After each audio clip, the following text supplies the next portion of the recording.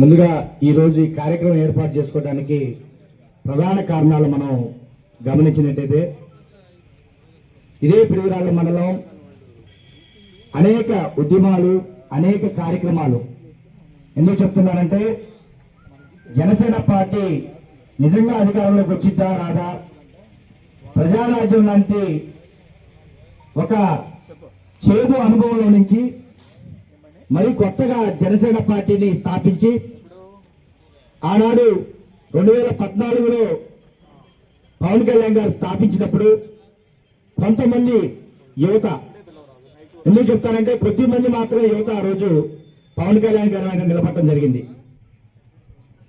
ఆనాడు అనేక చిన్న చిన్న కార్యక్రమాలు చేసుకుంటూ జనసేన పార్టీని జెండాని భుజాన్ని వేసుకొని తిరిగినటువంటి ఆనాటి నుంచి ఇప్పటి వరకు తిరిగినటువంటి కార్యకర్తల్లో ఇక్కడ ఉన్నటువంటి ఎంతో మంది కార్యకర్తలు నేను అందరినీ ప్రౌడ్గా నేను ఫీల్ అవుతాను. ఎందుకంటే గెలిచిన తర్వాత నావాడని వచ్చేవాడి కంటే ఆపదలో ఉన్నప్పుడు నేనున్నానన్నయ్య అంటూ వెన్నంటూ ఉన్నవాడు గొప్పడని చెప్పేసి ఈ సభాముఖంగా తెలియజేస్తున్నాను.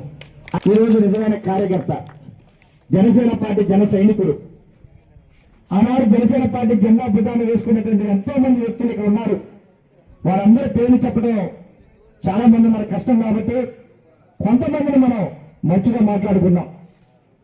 అందులో భాగంగా ఇదే పులివెరాలపట్నం నుంచి పార్టీ స్థాపించినప్పటి నుంచి చేవేడు వాదాలుగా ఉన్నటువంటి జనసేన పార్టీ ప్రధాన కార్యదర్శి గుర్రం కోటేశ్వరరావు గారు కావచ్చు, దేతంచెర్ల ప్రసాద్ గారు కావచ్చు, రమేష్ గారు కావచ్చు, నేను వీళ్ళందరూ నాకు గుర్తున్నారు, ఖచ్చితంగా గుర్తున్నారు, ఒక్కళ్ళు కూడా మర్చిపోయే పరిస్థితి లేదు. అదేవిధంగా గ్రామాల్లో చూసాం మనం, మన పక్క గ్రామాలు పెదగాడిపాడు గ్రామాలు, టెక్కలపాడు గ్రామంలో చూసాం. మన పల్నాడు ప్రాంతంలోనే జనసేన పార్టీ నుంచి ఎన్నికైనటువంటి ఏకైక సర్పంచ్ కిచ్చంశెట్టి లక్ష్మీనారాయణ గారిని ఒక్కసారి మన అందరం గారు కరచాలతో చెప్పట్లు కొడదాం.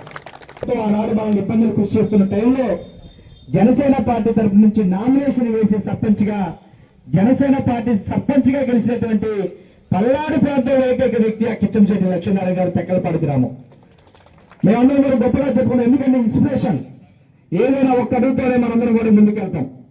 పవన్ కళ్యాణ్ గారు ఆనాడు 2019 ఎలక్షన్లో చూసాం, ఒక్క సీటు గెలిచింది. ఈయన ఒక్క సీటు గెలిచాడు, ఆ ఒక్క సీటు కూడా వైసీపీలో పోయింది. ఈయన ఎందుకు పార్టీ పెట్టాడు, ఇదేం పార్టీరా అన్నటువంటి అదే వ్యక్తుల చేత ఈనాడు జనసేన పార్టీ అంటే ఇది కదరా అనేది అనిపించుకున్నారంటే దట్ ఈజ్ జనసేన పార్టీ. ఇప్పుడే మనందరం కూడా సక్సెస్ లో ఉంటే మన నాయకుడికి కూడా మంచి విలువ వచ్చిందని చెప్పి సభాముఖంగా తెలియజేస్తూ ఉన్నాను. అదేవిధంగా మన గురిజాల నియోజకవర్గంలో చూసాం, నిజంగా ఆనాడు జనసేన పార్టీ చిన్న స్థాయి మనకు చిన్న వ్యక్తులు ఉన్నప్పటికీ కూడా పొత్తులో భాగంగా మనందరం కూడా ఆనాడు పవన్ కళ్యాణ్ గారి పిలుపు మేరకు మనం కూటమిగా ఏర్పడి కూటమి నాయకత్వాన్ని మనందరం కూడా బలపరిచాం.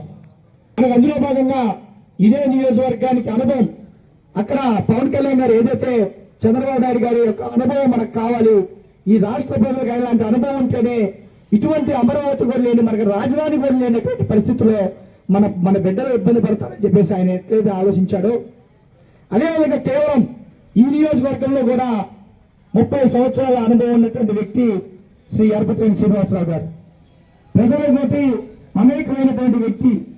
ఈరోజు చూసాం, ఎక్కడో ఉండి ఈరోజు ఇక్కడికి వచ్చి రాజకీయాలు చేస్తున్నటువంటి తరుణంలో ప్రజలతో పాటు మమేకమై ప్రతి ఒక్కరి వ్యక్తుల గుండెల్లో చిరస్థాయిగా ఉన్న వ్యక్తి ఎరపతినేని శ్రీనివాసరావు గారి నాయకత్వంలో మన జనసేన నాయకులందరూ కూడా ఎంతో అభిమానంతో మనందరం కూడా గొప్పగా ఆయన మనం రిసీవ్ చేసుకోవడం, మనం కూడా అంతకు గొప్పగా ఆయనకి పనిచేసి ఎరపతినేని శ్రీనివాసరావు గారే ఈ రోజు జనసేన పార్టీ వాళ్ళు మా సొంత కాదు పనిచేసేట్టు చెప్పారంటే జనసేన పార్టీ వాళ్ళ యొక్క సేవ మనందరం కూడా తెలుసుకోవాలని చెప్పి సభాముఖంగా తెలియజేస్తున్నాం.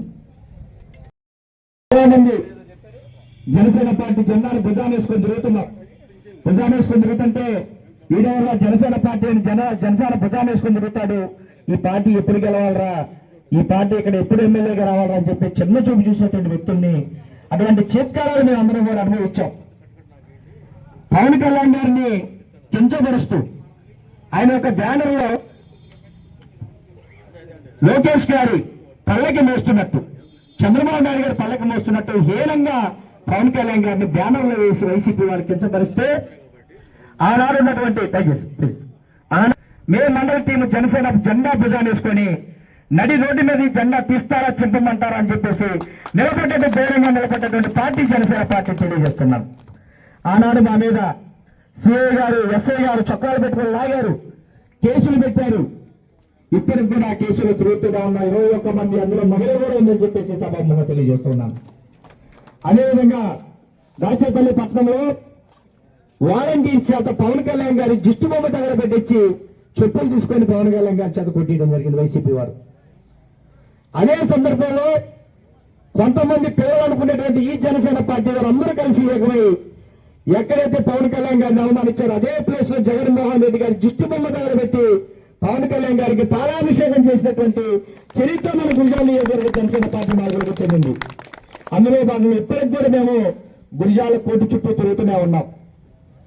చాలా మంది అనుకుంటారు మీరేదో తిరిగారు, ఏదో జెండా పట్టుకొని తిరిగారు, ఏముంది అని చెప్పేసి మాట్లాడతారు. ఏముంది కాదు, 10 సంవత్సరాలు 12 సంవత్సరాల నాయకుడి లక్ష్యంతో, నాయకుడు ఏదైతే లక్ష్యంతో వెళ్తున్నాడో ఆ లక్ష్యానికి అనుగుణంగా మా నాయకుడు చెప్పిందే మాకు వేదవాగని వెళ్ళాం తప్ప ఏనాడు కూడా ఏదొక ఎజెండా కానీ వేరొక పార్టీ కానీ మేము మనసులో కూడా పెట్టుకోలేదు.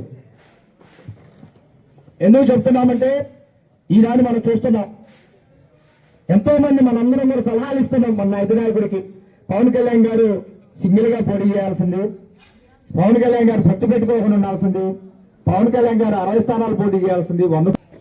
నిజమే, మనందరం కూడా పవన్ కళ్యాణ్ గారు ముఖ్యమంత్రి కావాలని మనందరం కూడా ఆశ ఉంది. ఎవరైనా ఏ పార్టీ వారైనా వారి యొక్క నాయకుడు ముఖ్యమంత్రి కావాలని ఖచ్చితంగా మనందరం కూడా ఆలోచిస్తాం, దాంట్లో తప్పు లేదు. కానీ మన అధినాయకుడికి చాలా ముందు చూపు ఉంది.